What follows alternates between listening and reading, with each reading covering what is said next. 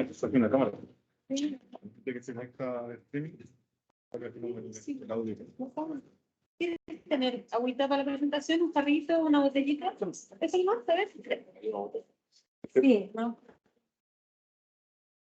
Ya.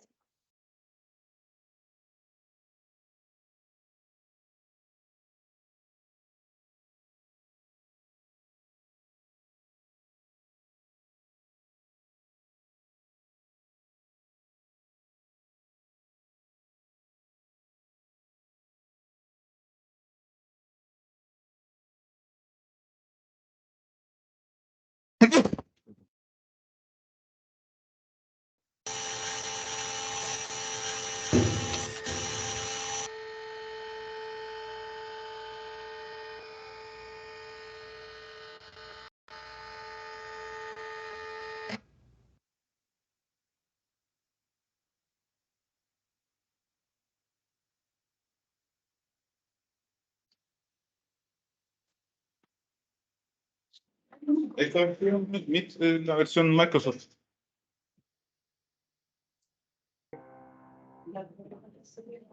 Ya, déjame.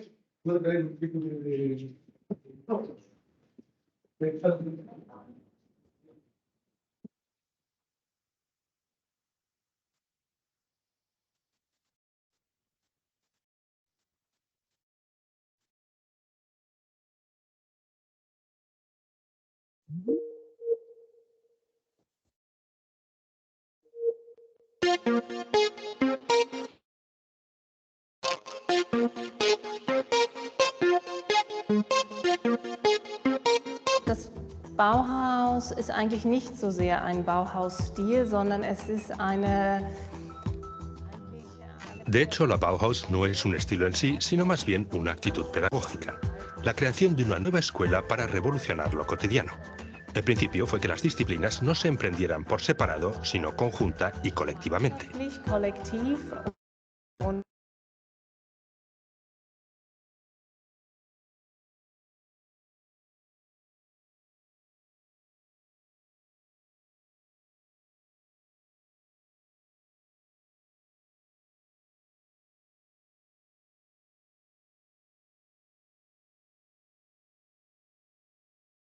limitarse a una clase. Deseaba revolucionar todo lo cotidiano y hacerlo para todas las personas. auf eine gewisse Klasse oder auf eine gewisse Richtung, sondern man wollte den gesamten Alltag revolutionieren, und zwar für alle Menschen. La silla de tubería de acero es algo que conocemos todos, y es claramente un experimento. Yo concibo una silla y me atrevo a hacerla ya no con 4 patas, sino a base de trabajar un material que normalmente no se relaciona con una silla. Sondern aus einem gebogenen Material, was man normalerweise eigentlich nicht mit einem Stuhl zum Zusammenhang bringt. Lo novedoso del edificio de la Bauhaus es que fue concebido como una suerte de fábrica de ideas. Eso se ve en las salas de los talleres, que tienen un aire industrial. Contenía también un mensaje. Para las grandes ideas hacían falta espacios amplios y abiertos y no estancias reducidas y cerradas. La fachada de persiana de vidrio era nueva, naturalmente, pero también era una forma de perspectiva o de comunicación. Debía advertirse desde fuera lo que se pensaba y producía en el interior. Era una forma de apertura al exterior. ¿Y esto también? Esto también. Eso de venta. Concebiremos una exposición itinerante en la que, en un primer capítulo, por decirlo así, explicaremos la historia de la Bauhaus en 3 lugares. Permiso. Wanderausstellung, Y este capítulo lo emitiremos alrededor del mundo, en 10 otros lugares en 5 continentes. Y al final, en 2019, queremos unificarlo todo e inaugurar una gran exposición en Berlín, und am Ende wollen wir eigentlich 2019 alles zusammen. en la que toda Alemania vea que con la Bauhaus somos una emisora de señales, pero también un receptor que puede aprender cómo y dónde se han seguido desarrollando las ideas de la Bauhaus. Ein Empfänger, also dass man auch hier wieder davon lernen kann, welche Bauhaus-Ideen sich wo, wie weiterentwickelt haben.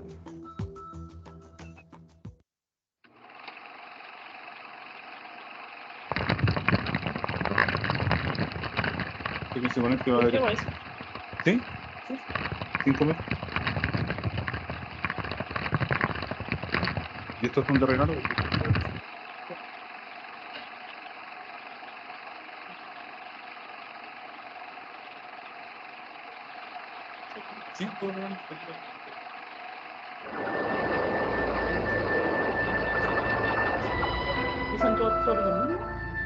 Sí, son- Chicago, es un set for better or worse, the profesional. epitome of the modern city. Cada uno de los- For good or ill, the face of the 20th century, a man-made geometric landscape of glass, concrete, and ¿Cuál steel. mini para transferencias?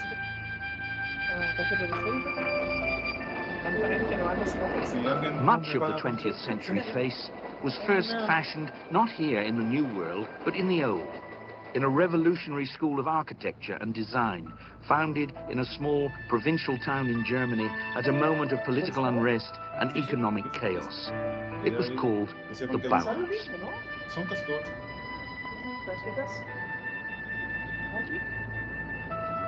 Sí, están todos. Eso es lo bueno de llegar temprano. The Bauhaus meant something to everybody. See, the myth was already spread around that if it was Bauhaus, it must be either good or bad, depending on what your opinion was.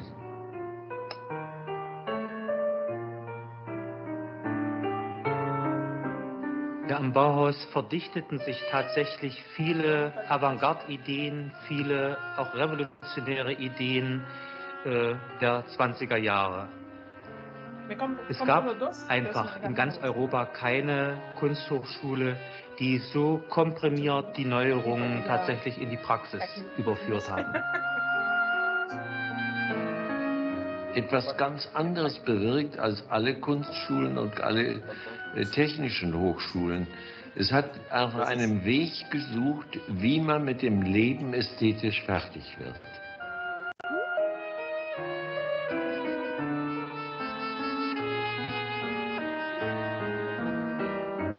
The Bauhaus was the greatest design institution of the 20th century, without a doubt. It's affected everything. Our cities on a huge scale, turned them into rather mechanical machines. And it's turned our interiors into rather nice, simplified, kitchen-like instruments.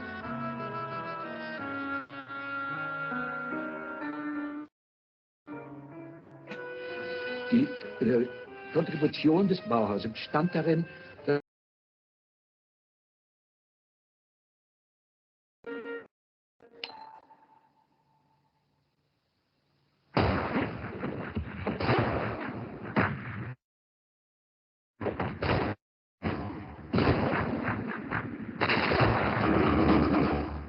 the Bauhaus was born out of catastrophe.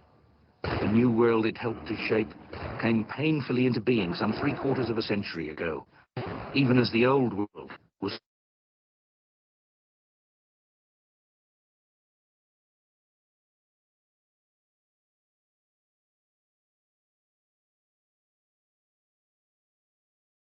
changed the world.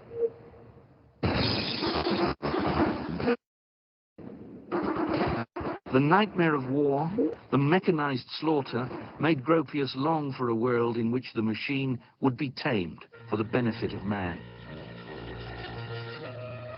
Well, I still remember when I came out of the First World War, there was one moment in my life which I do not forget, but all of a sudden, I became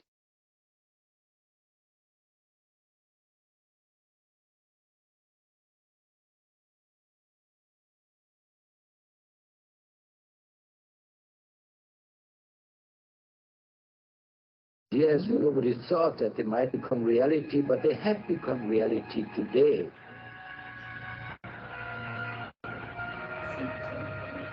After the war, Gropius began to make his utopian dream come true. He was asked to found an art school and express his revolutionary ideas in a manifesto published early in 1919. The school would be called the Bauhaus, Building House, and the manifesto was illustrated by a dramatic woodcut of a Gothic cathedral, its spire soaring up towards the starry sky. The ultimate aim of all creative activity is to build. We must all return to crafts. The school is the servant of the workshops and will one day be absorbed by them. Let us together create the new building of the future, which will one day rise towards the heavens as the crystalline symbol of a new and coming faith. Gropius was not alone in his utopian aspirations. His school was supported by public funds.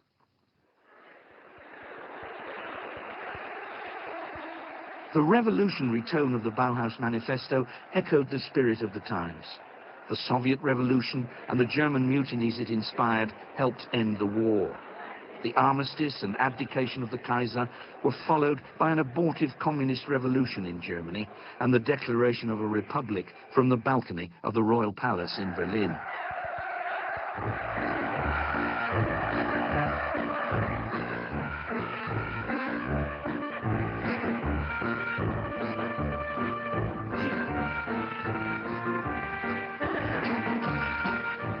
The Bauhaus was founded in the old city of Weimar, where the new German constitution was also devised. While the Bauhaus began work, the politicians debated in a theatre half a mile away. They met there because Weimar was less troubled by rioting than Berlin, and because Weimar, once the home of the writers Goethe and Schiller, was regarded as the cultural heart of the nation. In these two buildings, a revolution in art education took place.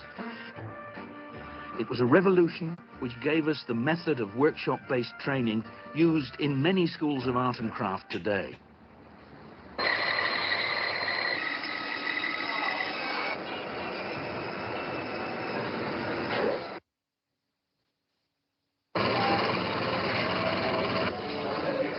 Dann war mir klar, dass eine größere Verbindung zwischen den neuen Produktionswaffen, den Maschinen und dem künstlerischen Menschen hergestellt werden müsste. Infolgedessen habe ich Werkstätten errichtet, in denen die Leute von zwei Seiten erzogen wurden. Einmal vom Künstlerischen und vom anderen vom Handwerklichen. Es ist oft missverstanden worden, dass das auf Handwerk aufgebaut war. Das war aber eine Zelle der Vorbereitung. Man kann nicht eine Maschine verstehen, bevor man nicht die Handwerkszeuge verstanden hat. So the backbone of the Bauhaus in Weimar was its workshops, where the students, known as apprentices, acquired their skills not by designing on paper, but by actually making things. Chairs and other types of furniture in wood, for example, bookbindings, stained glass, implements in glass and metal, fabrics or ceramics. A major innovation at the Bauhaus was that craft skills were taught by master craftsmen, while aesthetic inspiration came from artists. The pottery was run by a master craftsman under the artistic supervision of the sculptor Gerhard Marx, who relished the bohemian atmosphere at the Bauhaus. Wirklich, da war Leben. Und zwar künstlerisches Leben. Also, das hieß, dass man sich die Schuhe auf die nackten Füße malte und Umzüge machte und rote Fahnen anklebten und so weiter. An Persönlichkeiten unter Schülern und Lehrern fehlte es wirklich am Bauhaus nicht. In my mind, the painters of the modern time had done some constructive thinking. They had developed a certain philosophy as to artistic space and colors and form. So I thought the final aim of the Bauhaus for me was architecture, that the painters might be able to bring in really the beginning of a new constructive thought. And they have shown that it was so. We have to pull the whole thing together. We have to destroy these separations between painting and sculpture and architecture and design and so on. It is all one. Gropius didn't employ just any artists in his search for teachers who could think constructively. On the Bauhaus staff were some of the most original painters of the age. There was the Swiss Paul Klee, a mystic, as gifted a violinist as he was an artist.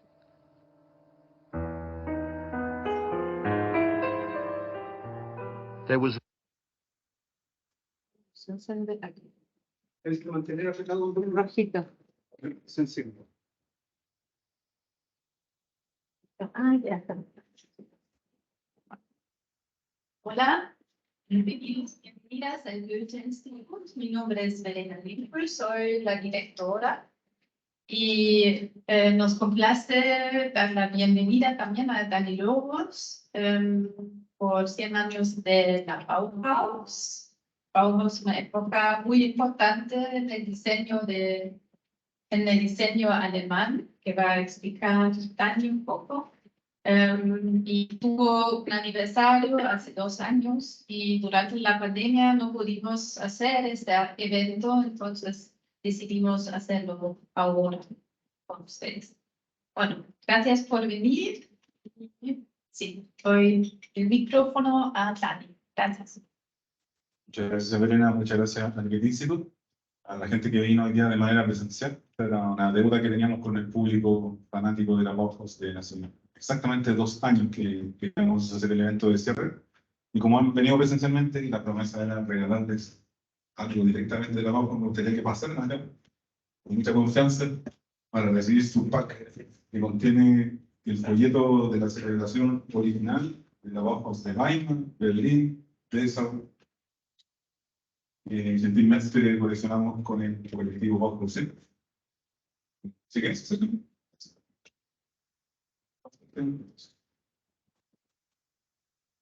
El Bauhaus, a la invitación. Y aparte de eso, quedan un par de artículos que estoy vendiendo. Tengo demasiadas cosas de la Bauhaus, libros, tazas, libretas, juegos, posavasos, películas. Así que más rato se pueden acercar. Entonces, como les contaba Verena, ¿cierto? La idea de esto era cerrar el ciclo en el mismo año del centenario, que era 2019. Tengo entendido que hay gente conectada desde streaming, se está viendo las cámaras. Hay un link de Teams por ahí que está compartido en Facebook, Instagram, por si lo quieren compartir con sus amigos. Y nosotros hicimos esta gira en el año 2019 con Culture Design, con un esfuerzo conjunto, y se inscribió gente de todo Chile. Nos fuimos la segunda semana de octubre del 2019 y volvimos el 19 de octubre. No sé si se acuerdan que era en Chile en esa época. Llegamos al aeropuerto, estaba todo cerrado, toque de queda, muy difícil acercarse a nuestro país. Y obviamente nosotros que estábamos en Alemania, pensamos que nuestros amigos que nos mandaban esas cosas eran mentiras. Llevamos como 2 semanas fuera de Chile y no sabíamos que todo eso que estaba ocurriendo acá era verdad. Y así que les cuento un poco ya partiendo desde las anécdotas del idioma alemán, ¿cierto? Sobre si la Bauhaus es o está, ¿cierto? El verbo sein en alemán. La idea de esta charla, más que ser una charla académica sobre la Bauhaus, de lo cual hay muchos libros sobre la Bauhaus, hay muchos videos de internet sobre lo que es la Bauhaus en YouTube, mucha explicación y harta clase. Quiero contarles la experiencia que hace una persona de Chile, un latino, estudiando la Bauhaus durante 5 años, 4 años de doctorado, 1 año de postdoctorado, y cuáles son las posibilidades que nosotros tenemos de desarrollarnos allá, y cuáles son las influencias que hemos tenido directa o indirectamente desde la Bauhaus. Encuesta a la audiencia, ¿quién ha visitado alguna de las Bauhaus? ¿Hay algún entrevistado? ¿Sí? Weimar. Sí, Weimar. ¿Alguien más? ¿Ya? Entonces, la idea es que se sientan invitados. Recuerden que estamos planeando la gira para octubre. Creo que le pasamos un folleto a cada uno. Octubre de este año va a ser la próxima gira donde vamos a visitar precisamente cada una de las escuelas. La visión que me gustaría transmitir ahora tiene que ver con varios aspectos que se enmarcan dentro del rol que yo tenía el tiempo que vivía allá. Dentro de lo que podría hacer, elegí tener una visión de arquitecto, a pesar de que el doctorado que yo hice era en informática. La informática era una de 20 cátedras que existe en la Bauhaus. Es decir, era una parte dentro de un pool de información, madera, diseño, computación, etc. Es una visión personal, ¿cierto? Tiene que ver también un poco con la visión política. Recuerden que Weimar queda en la parte comunista, o ex parte comunista de Alemania. Y también tenía un rol de estudiante, también fui profesor todos los años que estuve ahí, y también un poquito de turismo. No fui erudito ni historiador. Hay gente que va a estudiar sobre la Bauhaus, hay gente que investiga sobre la Bauhaus, yo tuve que vivir ahí. ¿Qué hacía en esos años? Había una cátedra dentro de estas 20 cátedras que viene la Bauhaus, que se llama Informática en la Arquitectura, donde el director era el profesor Dick Donat, lo destaco ahí. Y esta cátedra, ¿cierto?, se encargaba de investigar, enseñar todo lo que la computación podía aportar a la enseñanza de la arquitectura, ingeniería y construcción, hacemos que separa todas esas carreras. Y desde el punto de vista de la informática, el profesor Dick Donat está lamentablemente desaparecido. Él se fue a vivir a África los últimos años y en algún momento totalmente random y extraño desapareció y nunca más se volvió a ver. Así que su cátedra está todavía ahí con un profesor temporal, porque no se le puede dar por muerto, así que hay un reemplazo eterno ahí muy extraño. Para contarles algo de la Bauhaus, ¿cierto? Algunos puntos, ¿cierto?, que podríamos estar de acuerdo en que fue el punto de partida del movimiento moderno, en que nosotros normalmente lo asociamos con formas básicas y con colores básicos. No obstante, esto venía de otras corrientes artísticas que estaban un poquito menos difundidas. También los asociamos con muebles de tubos de acero. Creo que acá en la sede del GET hay varios ejemplos de algunos muebles diseñados en esa época. Y también lo asociamos con la arquitectura cúbica y funcionalista. Esto es algún breve resumen de lo que nosotros podríamos encontrar obviamente en la Bauhaus, en muchos puntos más. También dentro del contexto histórico, me dio mucho gusto en algún momento y con el pasar de los años descubrir que había elementos en común entre la historia chilena y la historia de la Bauhaus. Dentro de los elementos que eran propios de Alemania, es que en esa época recuerden que la Bauhaus fue hecha en el año 2019 y Alemania había perdido hace poco la Primera Guerra Mundial, por lo tanto, ustedes imagínense cuando un país pierde una guerra, tiene una devastación económica tremenda, tiene un caos político, tiene que rearmarse, y dentro de ese rearmarse aparece la Bauhaus. Entonces es un contexto que es muy importante para entender el nacimiento de esta gran escuela. Después otro elemento del contexto muy importante es que habían unas consecuencias de la revolución industrial que para muchos eran positivas, ¿cierto? De que la revolución industrial estuviera produciendo bienes para todo el mundo, pero había un grupo de artistas y pensadores que pensaban que no era correcto que eso estuviera ocurriendo. No querían que hubiera producción en serie de objetos. Que los artesanos estaban bajando a una condición de proletarios y se estaban transformando en mano de obra barata para la industria, y había un movimiento de rescate de talleres artesanales en Inglaterra.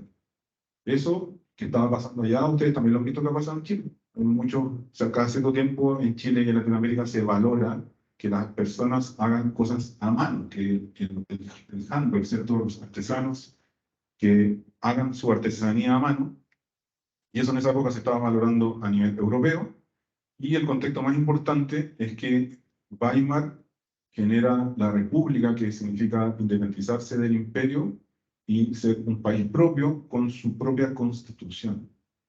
Tiene una constitución que dice nosotros somos un país. Pero para nosotros es muy obvio hoy día, es decir, claro, un país tiene una constitución, pero en esa época Alemania se estaba separando del imperio que lo había reinado los últimos años.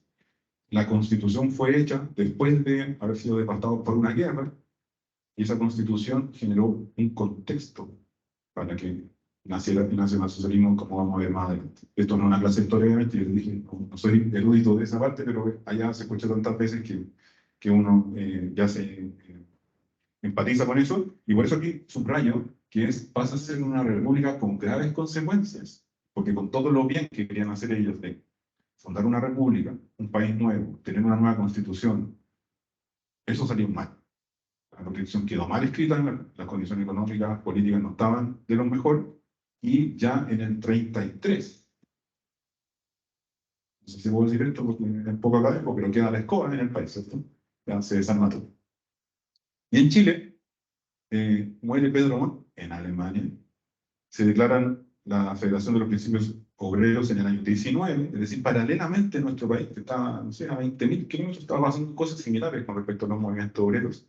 El arquitecto Juan Martínez, ¿cierto?, uno de nuestros primeros premios nacionales, visita la Bauhaus, a pesar de que a mí me gusta ser bien justo con las personas, no hay vestigios de eso. Solamente él dijo que había visitado la Bauhaus, pero no hay ninguna prueba de que haya estado allá. Sería interesante para la gente que investiga de la Bauhaus poder encontrar algún antecedente de eso. Luciano Kluczewski se graduó en la Universidad de Chile en el año 19, uno de los arquitectos más importantes de Chile, y tenemos una crisis parlamentaria de nuestro sistema, y fíjense que en la misma época estamos queriendo tener una nueva constitución. Y ahora, 100 años después, ¿en qué estamos? Lo mismo. Han pasado 100 años y tenemos la misma problemática. Entonces, me gustaría destacar algunas cosas que están en común, ¿cierto?, entre Chile y Alemania, de manera simultánea, con la distancia, con la poca comunicación que había en esa época. Y ahora les quiero mostrar un video de resumen de lo que es la tendencia.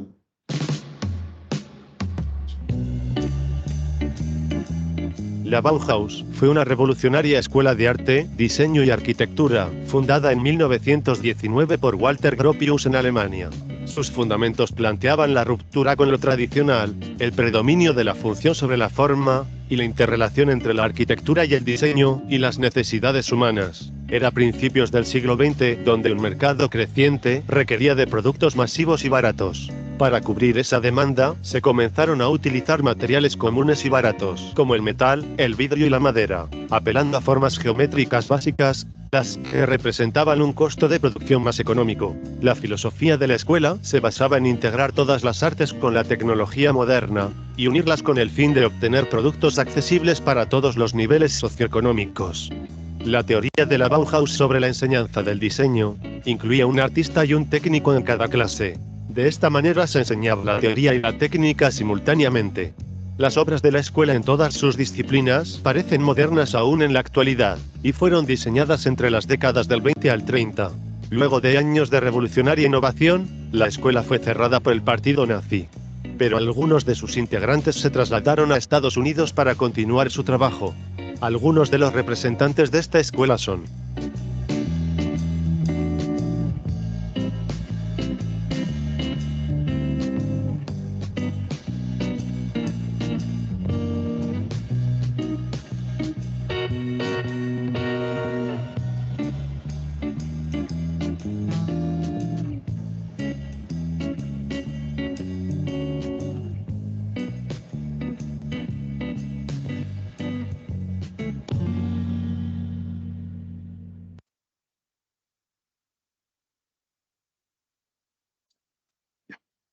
Continuamos. La Bauhaus tuvo 3 lugares, muy bien el contexto de cada uno: Weimar, Dessau, Berlín. En el caso de Weimar, todavía se mantiene el edificio original de Henry van der Velde, y fue la primera escuela de diseño. ¿Cuál es la importancia de esto? Hasta antes de esta escuela, uno para estudiar carreras relacionadas con el diseño, arquitectura, tenía que estudiar Bellas Artes, un currículum muy antiguo, que no apuntaba a transformarse en un diseñador y no apuntaba a ser arquitecto. Después de esta escuela, uno podía dedicarse al diseño y a la arquitectura directamente.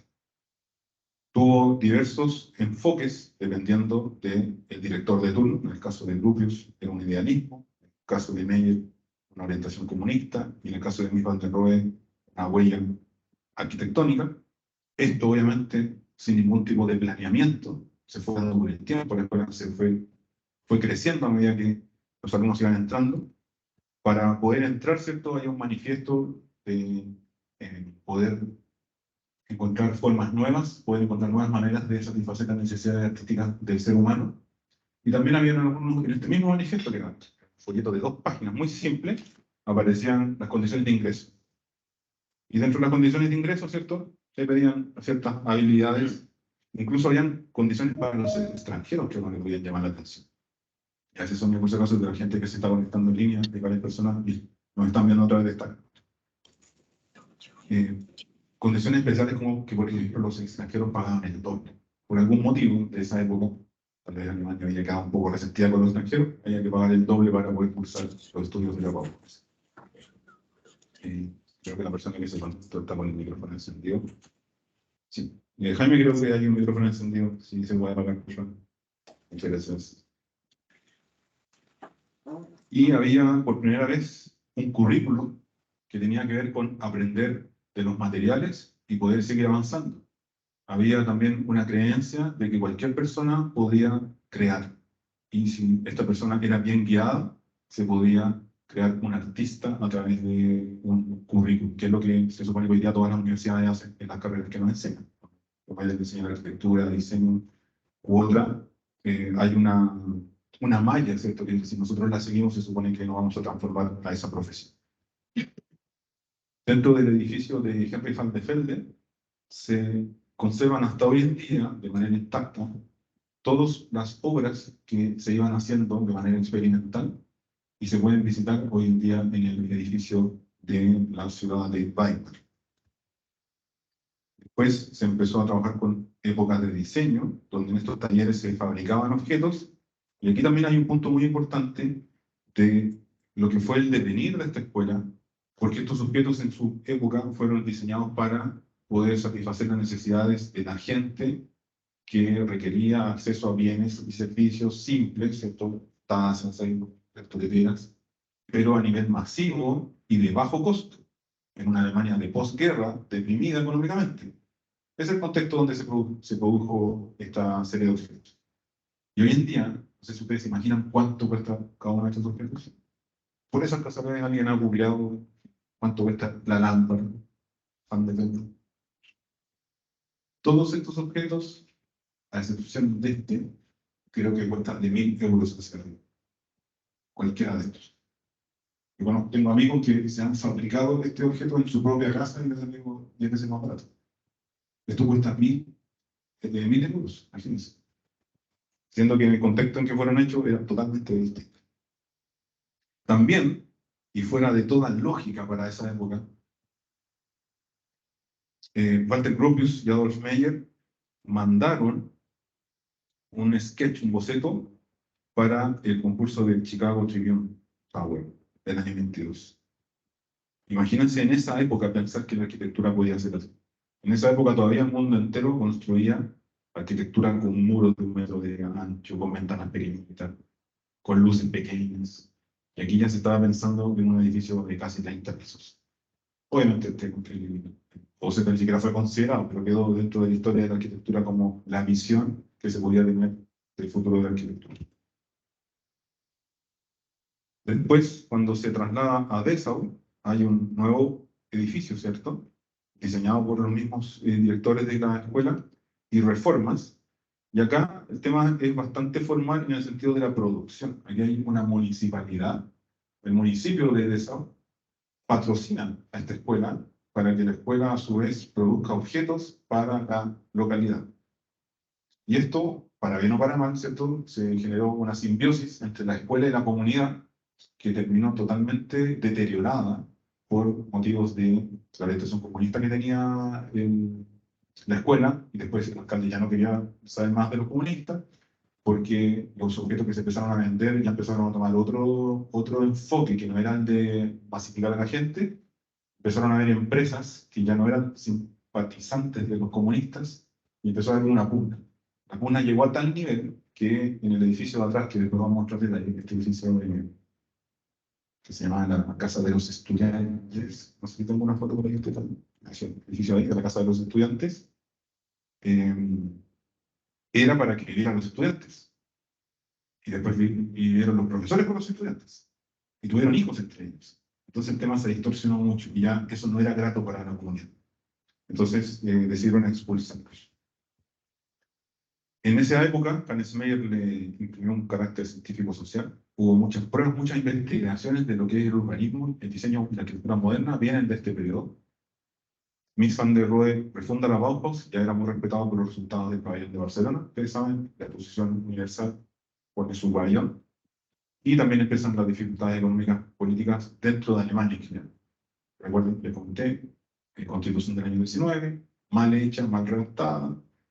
Alemania empieza a irse hacia abajo y el nacionalsocialismo empieza a ir hacia arriba.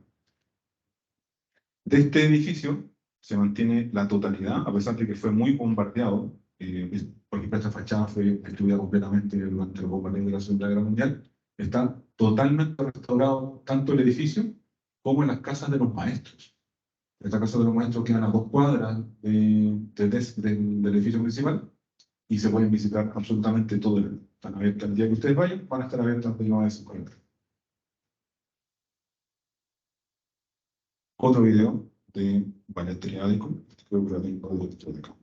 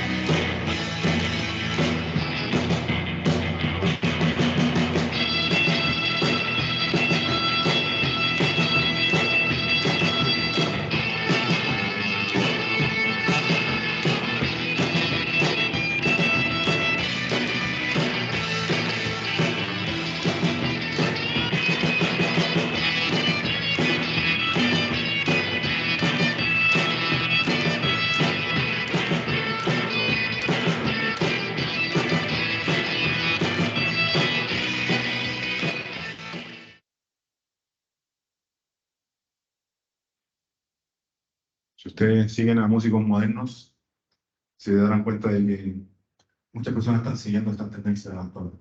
100 años después, muchas bandas que imitan esta manera de expresar la forma, ritmo, música, color, etc.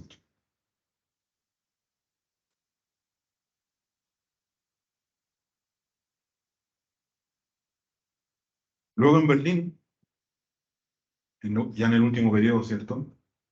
Aparece la frase de menos es más, hoy día muy discutida.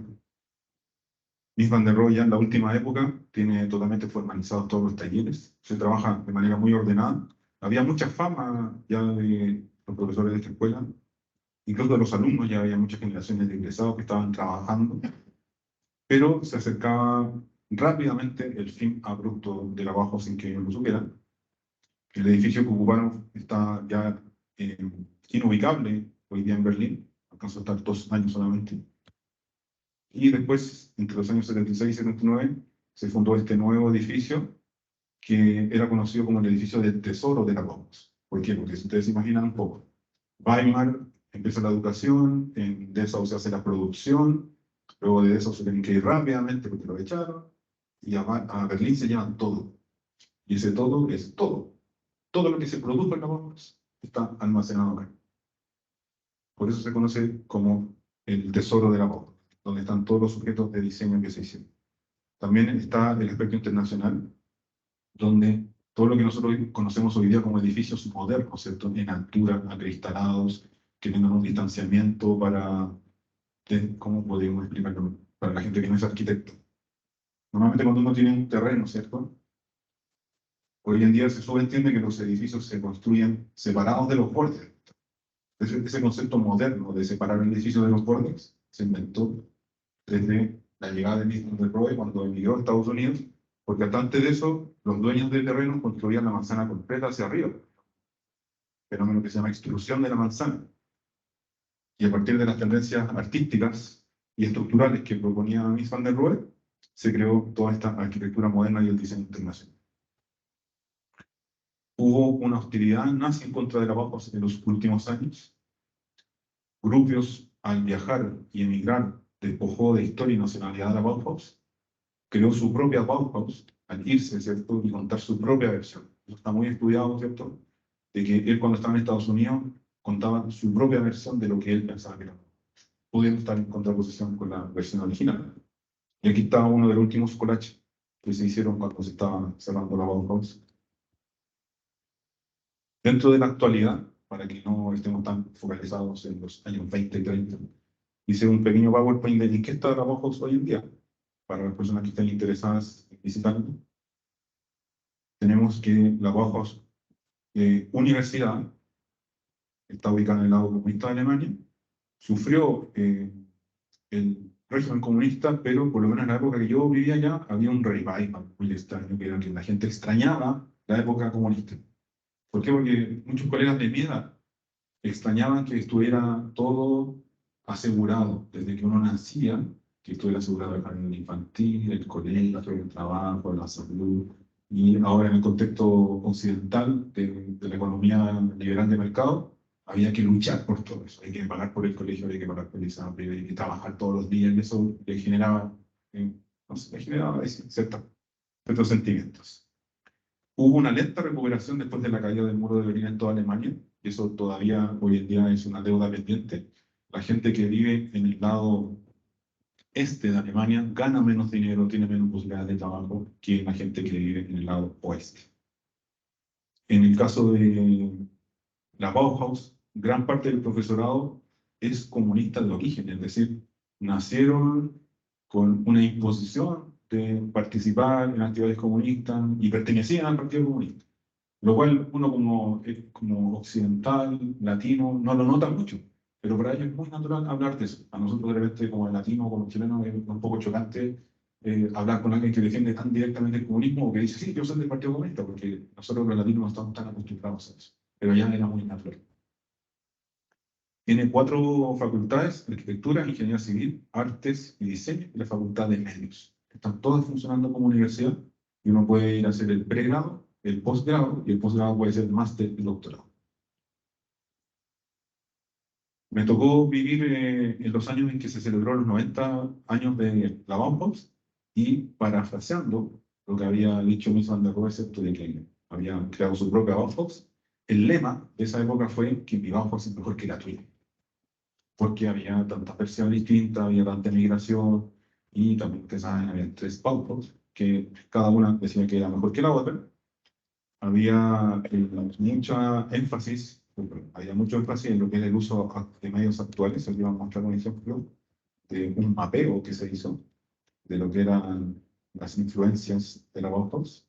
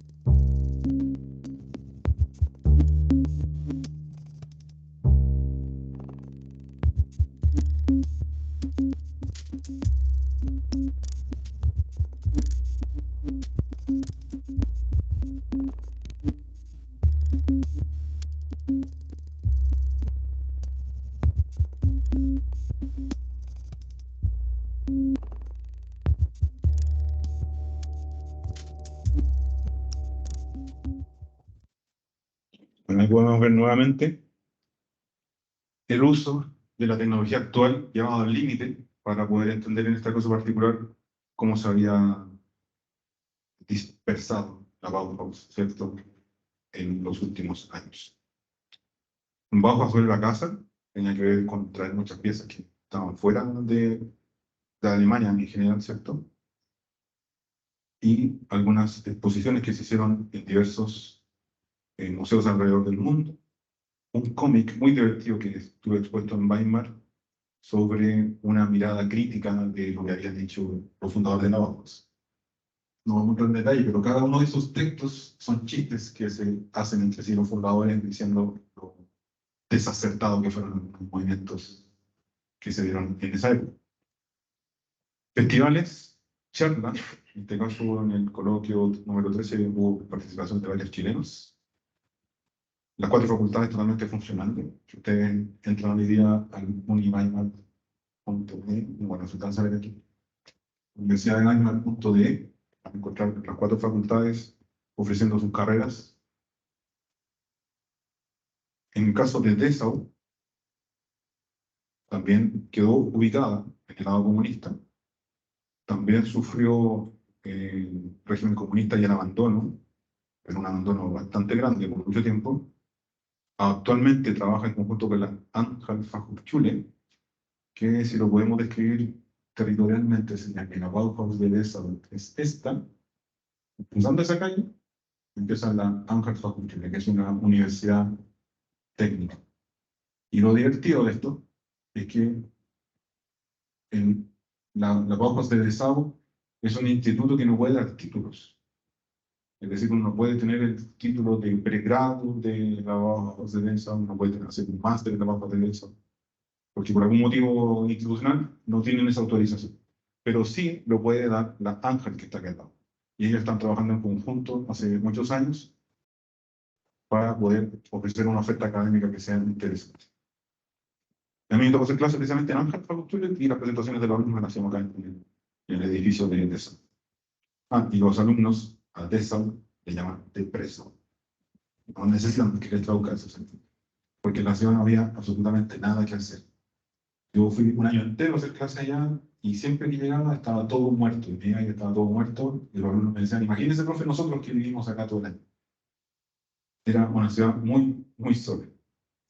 Después, cuando fuimos con la gira de los 100 años de la Bauhaus, ahí sí descubrimos que la ciudad tenía otro encanto, pero nos costó mucho.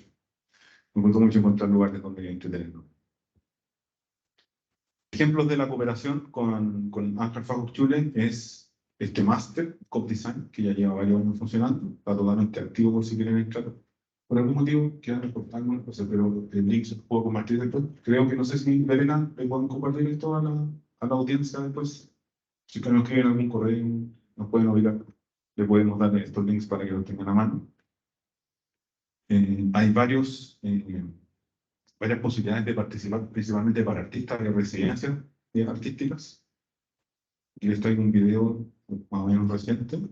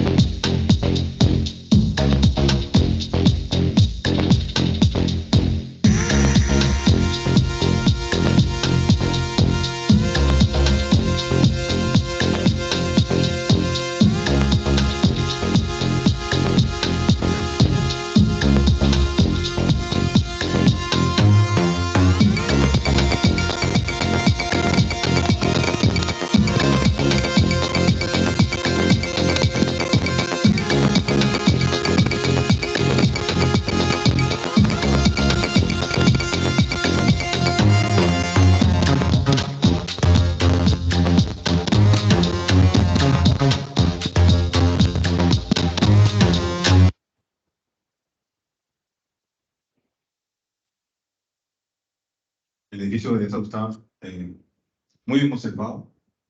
En la última gira que hicimos con el colectivo Bauhausen y Culture Design, pudimos hospedarnos, de hecho, en estos departamentos de estudiantes, ya que como yo había trabajado ya, tenía contacto directo con las personas y pudimos quedarnos directamente.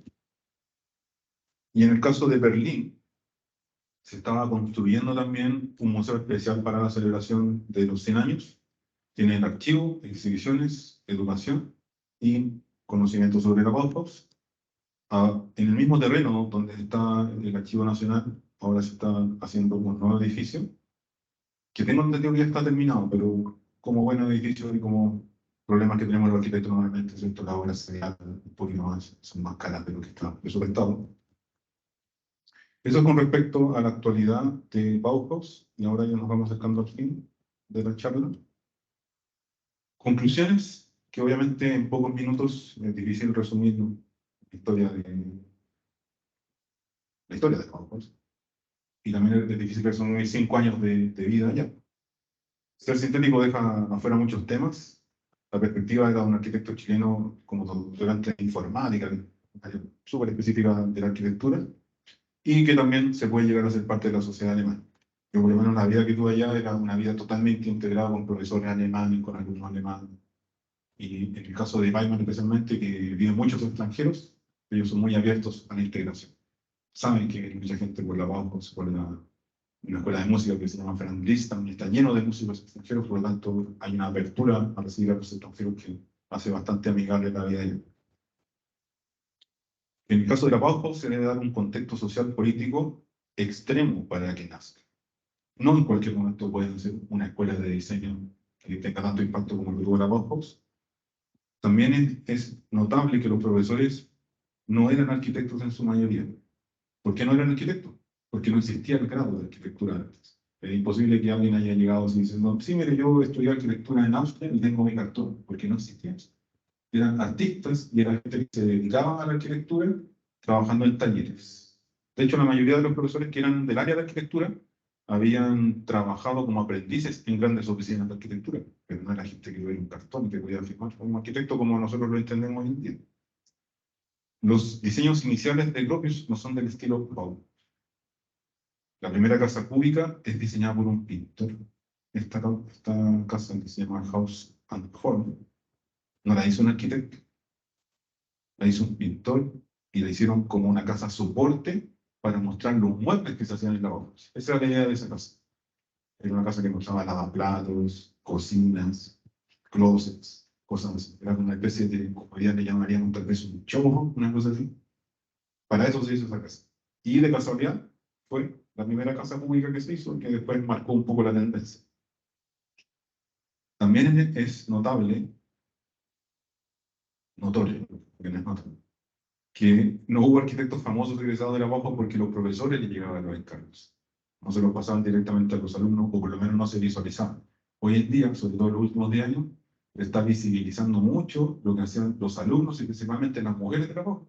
Ustedes investigan un poco, ponen mujeres en la Bauhaus. Las investigaciones son de los últimos 10 años, donde se supo hace muy poco que mucha de la producción buena, la producción más importante, la hacían mujeres, pero que por este tema cultural que había hace 100 años atrás, quedaban invisibilizados sus nombres. Y hoy en día recién están saliendo. Y han habido grandes transformaciones respecto a eso. Cada uno tiene su propia Bauhaus, tiene su concepción de la Bauhaus. Cada uno después cuando sale de acá va a llevarse su propia idea de lo que era la Bauhaus. Esta historia está totalmente ligada a lo que era Alemania desde el punto de vista político y social en esos años. 19 al 33, imagínense, esta escuela duró 14 años solamente. Y todavía estamos hablando de ella. Hasta hoy la manera de enseñar arquitectura, diseño y arte está inspirada en la manera de Weimann, a veces explícitamente y otras veces no tan explícitamente. Probablemente si hay alguien aquí que haya estudiado arquitectura, diseño y arte, los profesores más que seguro que le enseñaron algo al estilo Bauhaus, a veces de manera explícita declarándolo y otras veces de manera inconsciente haciéndolo al estilo Bauhaus.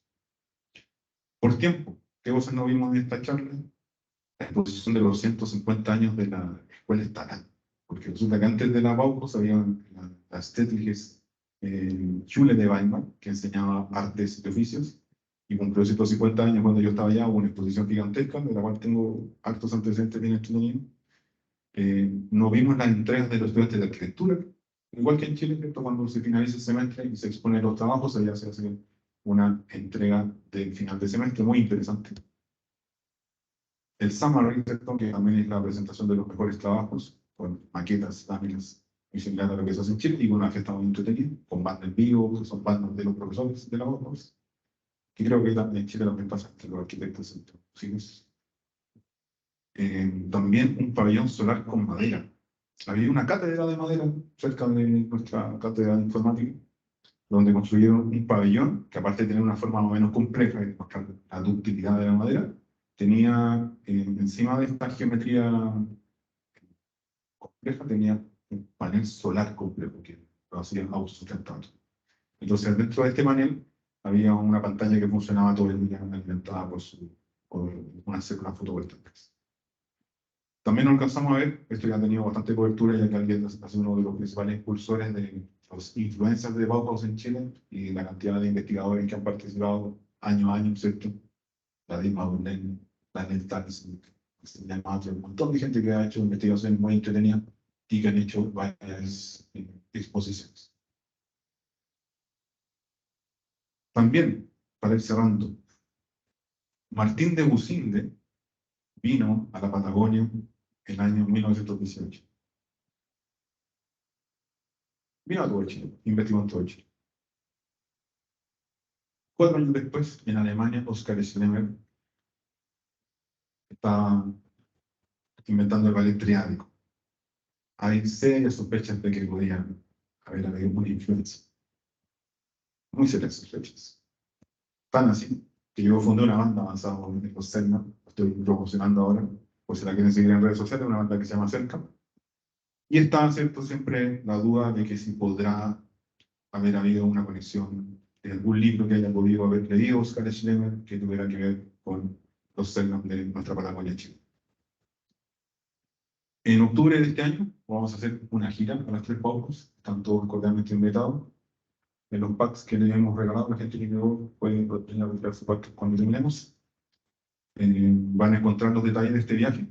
También van a encontrar detalles en la página de BIM Expert, que es mi página personal. En la página de BIM Expert, en el Instagram mío o en el Facebook de Bauhaus en años. Y si no, me escriben directamente en WhatsApp para poder tener más información de esto.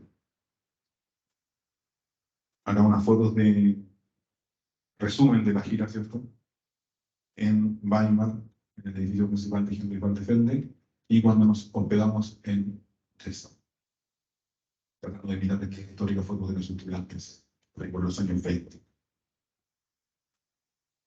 Y como finalización, la invitación que hizo la directora de la Bauhaus de Dessau cuando se iban a cumplir los 100 años, que hicimos un esfuerzo por traducirla para que se entendiera bien dentro de nuestro contexto latinoamericano. Y tenemos una vez.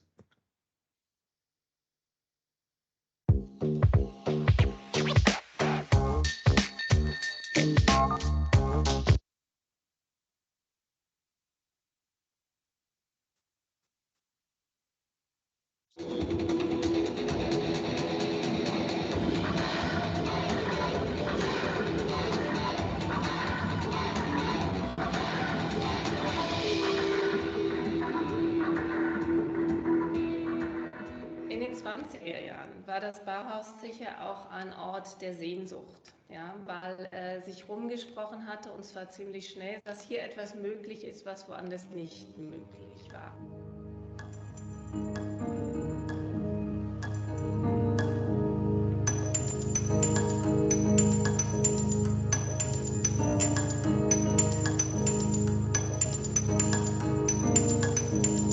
I'm strongly convinced that if Kandinsky would live today, he would be a generative computer artist. He would work with poetic coding. He would create algorithms that generate graphical patterns. And if Schlemmer on the other side would live today, I think he would work with popping dancers. He would make urban dances coming from the hip hop and funk culture. They explore the room. denke, wir tun eine ganze Menge dafür, auch hier in Dessau, dass wir die alte Larve, diese Hülle hier, wo einmal dieser berühmte modernistische Schmetterling geschlüpft ist, dass die wieder zum Ankerplatz wird, dass da vielleicht nochmal, ja, nicht nur Erinnerung betrieben wird, sondern vielleicht auch ja, neue Suchen stattfinden können, neues Experimentieren, neues Fragen nach dem, was heißt es gestalten.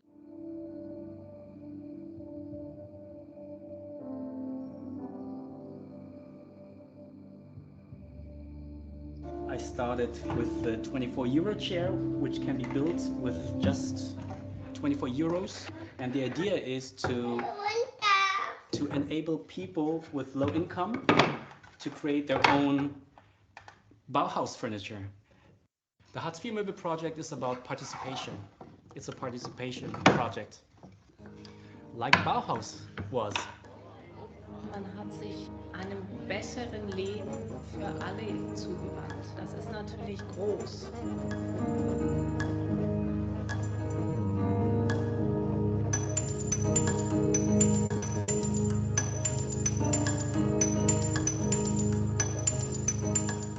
Ich finde auch immer, dass man, wenn man die Feste sich anguckt, dass man dann am besten auch versteht, wie das Bauhaus eine Utopie gewesen ist und was man unter Utopie am Bauhaus verstanden hat.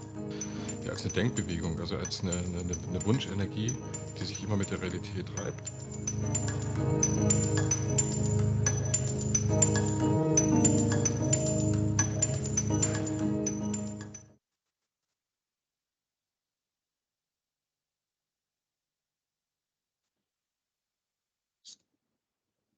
Bueno, esa era la presentación que tenía preparada para el día. Espero que les haya gustado y creo que no sé si tendremos un espacio para preguntas, Verena. Sí, hay un micrófono ahí por si alguien quiere hacer consulta.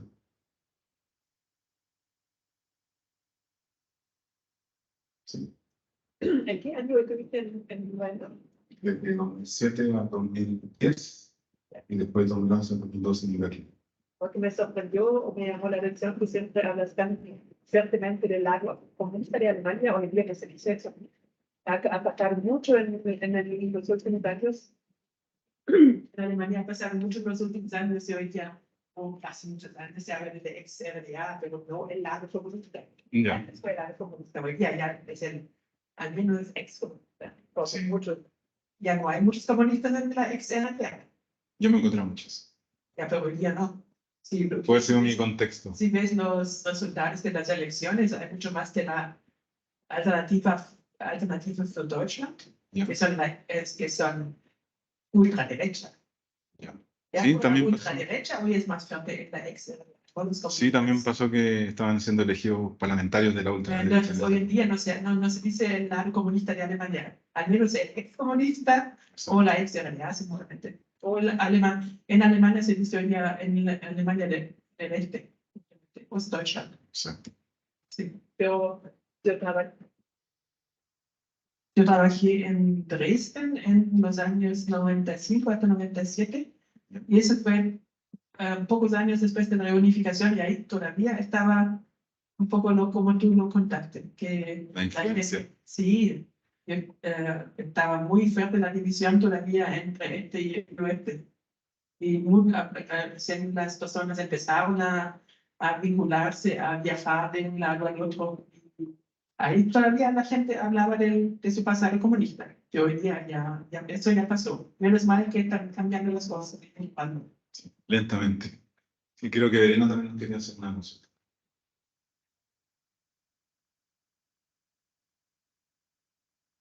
Quería decir lo mismo, no es por que la ultraderecha está más fuerte ahora en el este, ¿no? Y sí, también pensé que no entendí bien, pero así es. Sí, también los costos de vida son mucho más baratos en el este, también los sueldos son bajos, pero Alemania siempre paga ¿cómo se dice? Zuschlag. Un Solidaritätszuschlag al este. Entonces, sí, necesita un poco de actualización. Bueno, para el caso de la universidad es interesante para las personas que quieran estudiar allá en Alemania, que todo este financiamiento, ¿cierto?, que el Estado hace, todavía hay gratuidad En el caso del doctorado, por ejemplo, el doctorado costaba 20 euros por semestre. Y no sé si alguien aquí se acuerda cuánto cuestan las carreras en Chile. La carrera debe estar costando 20 euros de estampillas. Exacto. Exacto, y era por semestre, que era la tosca del casino, el valor que uno pagaba, pero era gratis la primera carrera todavía. Y en el caso de los postgrados, siguen siendo de bajo costos. Y la vida, como dice Mariana, es más económica, así que estudiar en el este de Alemania es bastante conveniente. Sí, por lo menos para mi experiencia que más consultas de ingeniería, de arquitectura. Así que tengo otra acotación. Me llama la atención que dijiste que los productos que diseñaron eran productos masivos de bajo costo. Yo no estoy seguro que si eso vale realmente para todo lo que diseñaron o que fabricaban. Bueno, sí, por eso. Y los típicos productos eran baratos para la gente normal. Se supone que eran masivos y económicos. Sí. Como concepto. Trabajar de la manera más económica. Sí, pero eso sí. Bueno. En teoría eran masivos y económicos.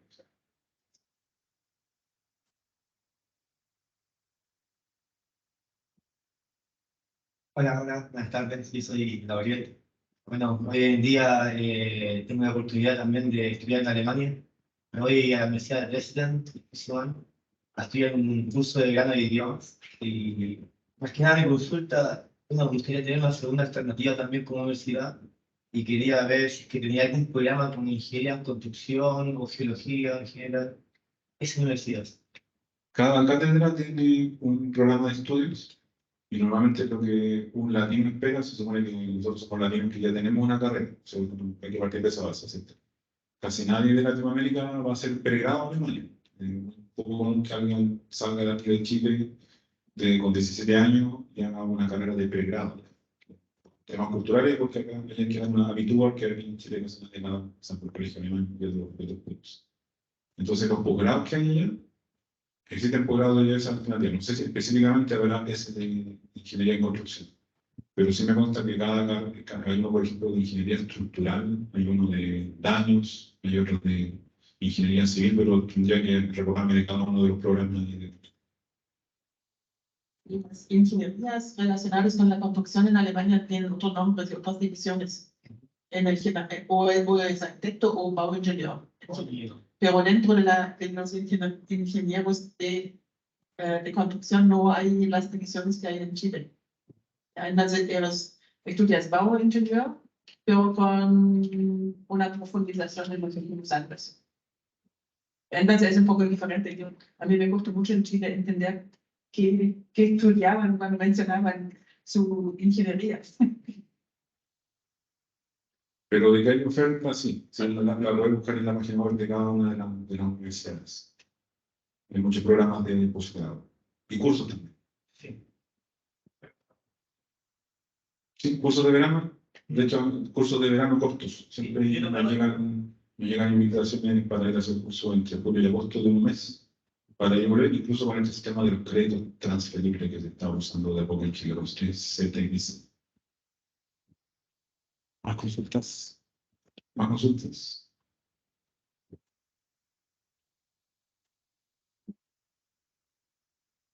Bueno, si no hay más preguntas, los dejo invitados para participar en la gira de octubre y se pueden acercar el día a ver las cosas que hay de venta y las cosas que hay de regalo para la gente que ya recientemente. Muchas gracias al Getting Institute por la organización. Este cierre de lo que queríamos hacer hace bastante tiempo, hubo mucha logística aquí involucrada, así que estoy muy agradecido de que hayamos podido cerrar aquí, donde precisamente empezó las conversaciones del centenario, que empezamos acá en el Getting Institute hace mucho tiempo atrás. Y hoy día, después ya de las celebraciones, después del viaje libre, hemos podido hacer un cierre oficial, en el cual precisamente teníamos pensado traer estas cosas originales. Ustedes ya han visto los folletos de cómo se estaba promocionando el centenario en cada una de las 3 boxes. Estamos muy contentos de que el Getting Institute nos haya apoyado, incluso Juan Carlos de director, entre años pasaron por los directores, siempre había un apoyo transversal para las iniciativas Bauhaus, y muy felices de poder cerrarlo acá. Así que esperamos poder hacer otras cosas en el futuro. Super. Gracias, Dani. Bueno, tenemos también más regalos. Este tiene prioridad, pero también hay un bazar navideño allá. Se puede ver. Y puedo recomendar una exhibición de Santos Chávez allí en el pasillo. Si tienen un poco de tiempo, vale la pena. Y ahí en la pantalla hay las informaciones.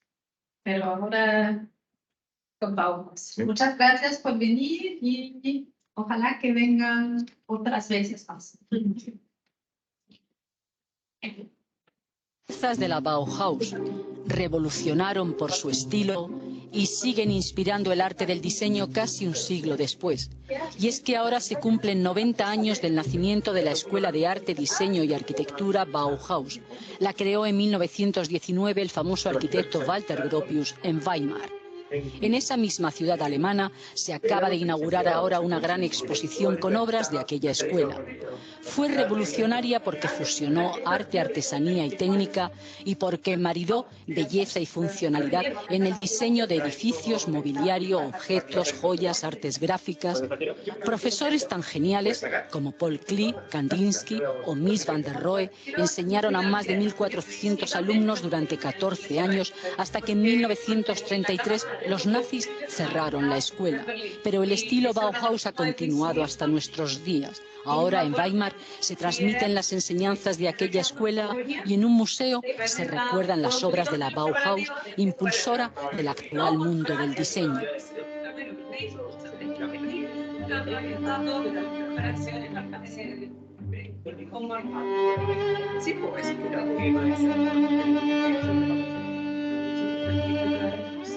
Sí, los detalles.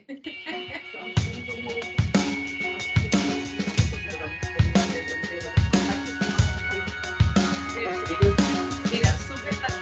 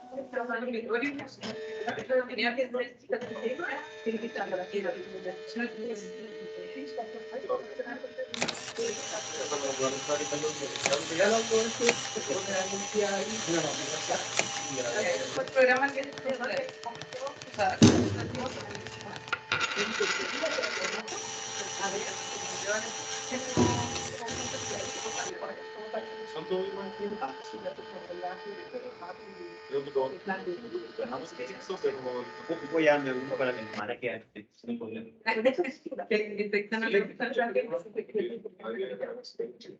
Pues una especie, digamos. No. Sí, porque la comunicación aquí no tiene ninguna comunicación.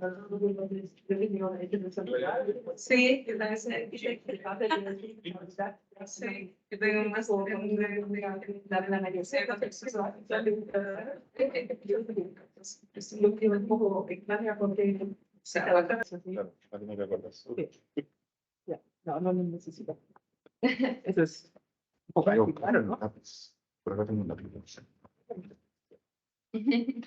Todos 5.000. Todas 5.000. Sí, todos 5.000.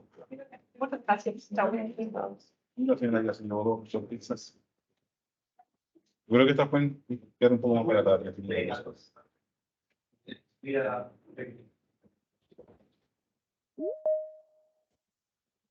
Conectándose. Bueno.